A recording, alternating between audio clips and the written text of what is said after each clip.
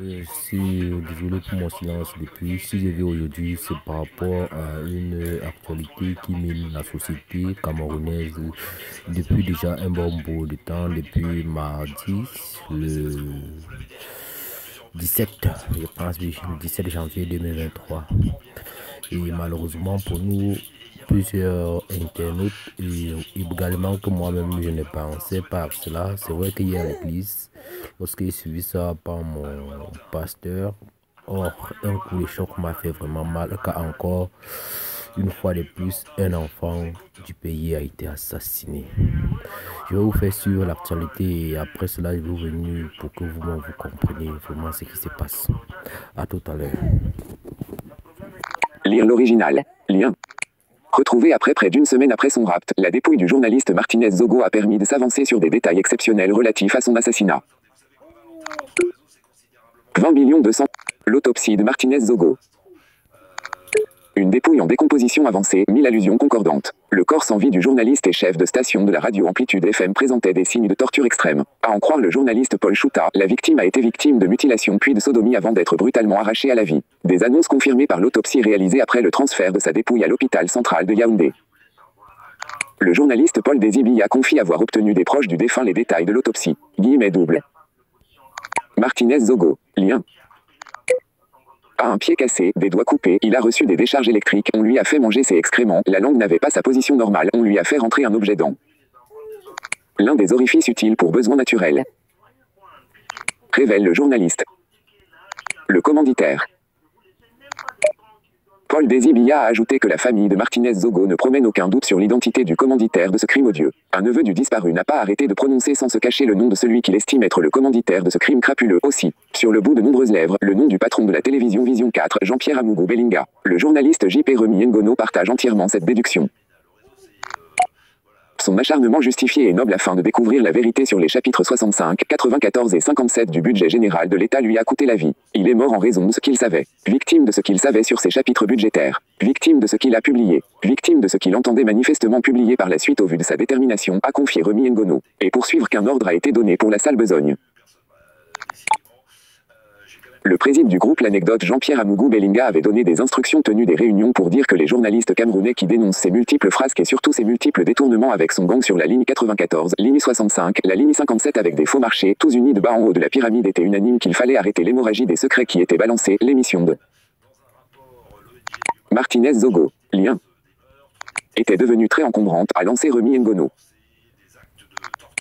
Le journaliste a d'ailleurs révélé plusieurs autres détails qui corroborent la thèse de la main noire de ce magnat de la presse. Photo de J. Remy Ngono, chaîne officielle de l'engagement. Lien. Révélation intégrale sur l'élimination de Martinez ZOGO. Lien. Plus, bouton pop-up. Lire, bouton. Le Cameroun de Paul Biya bascule dans l'ère des escadrons de la mort. Cette grave atteinte contre la vérité et la liberté d'expression a laissé l'essentiel du gouvernement dans un mutisme de tombe. L'animateur Claudie Siard est monté au créneau pour dénoncer ce silence complice qui s'est observé pour bien d'autres cas au Cameroun. Donc, enfin je crois 3 points. Enfin, voilà où nous sommes là, avec un beau pays comme ça, le grenier de l'Afrique. Un des pays où nous convoitons beaucoup pour faire le business. À quoi sert alors de vivre une situation où personne ne pourra vraiment avoir de la paix? Voilà, vous-même vous avez suivi les actualités comme moi. Malheureusement, je ne pense pas que vraiment avec ceci nous pouvons avancer. Nous tuons de sang, de cœur froid, nos pauvres citoyens. Et des États qui ne parlent pas. Des États qu'au lieu de s'afflammer sur ce genre de situation, passent le temps à publier, à faire des publicités qui n'ont pas de temps pour le 8 mars. À quoi sert alors de l'union ou la solidarité des journalistes? Vraiment, moi-même, je me sens crucifié et vraiment mal que je ne peux pas penser. Oh, vraiment, où va le monde? Où va cette situation que plus personne ne sait? Où va le monde?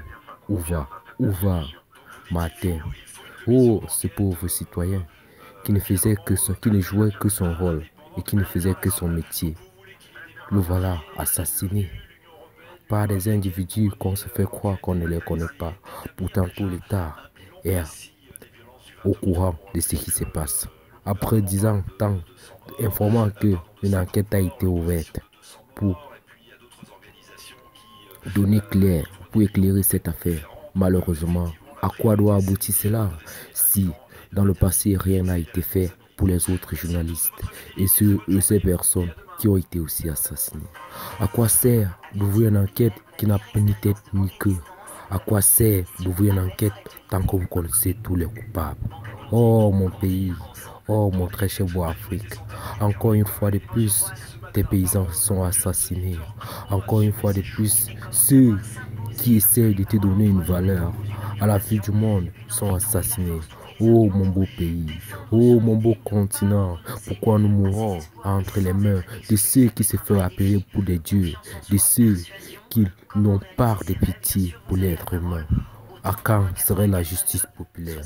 À quand serait la justice divine? À quand serait la justice qui donnera droit à toutes ces personnes de s'exprimer librement, de s'exprimer sans avoir peur? Oh journaliste, encore une fois de plus, une personne vient d'être assassinée. Encore une fois de plus, une personne vient de perdre sa vie. Oh mon pauvre pays, oh mon pauvre continent, oh ce continent où nous voulons travailler, où nous voulons vivre, où nous demandons qu'une seule chose, le moyen de vivre. Pourquoi cela? Pourquoi tout ceci? Pourquoi tout par-ci par-là? Pourquoi nous ne pouvons pas vivre? Oh mon beau continent, oh mon pauvre continent, à toi soit la gloire. Justice soit faire, justice soit faire, justice soit faire, justice soit faire, justice soit faire, justice soit faire. Que toutes ces personnes paye pour les prix et paye pour tout. Oh pays, oh mon beau continent, à toi la justice, à toi la justice, à toi la justice. Que des sangs qui sont versés, la terre qui refuse des corps dignes de respect. Oh ce beau pays, oh ce beau pays, oh ce beau pays, oh ce beau pays. À toi, hommage à toi, ton combat n'a pas été vain. Martin Zobo, journaliste camerounais, chef de chaîne d'Amplitude FM, l'émission Embouteillage. Chargement en cours.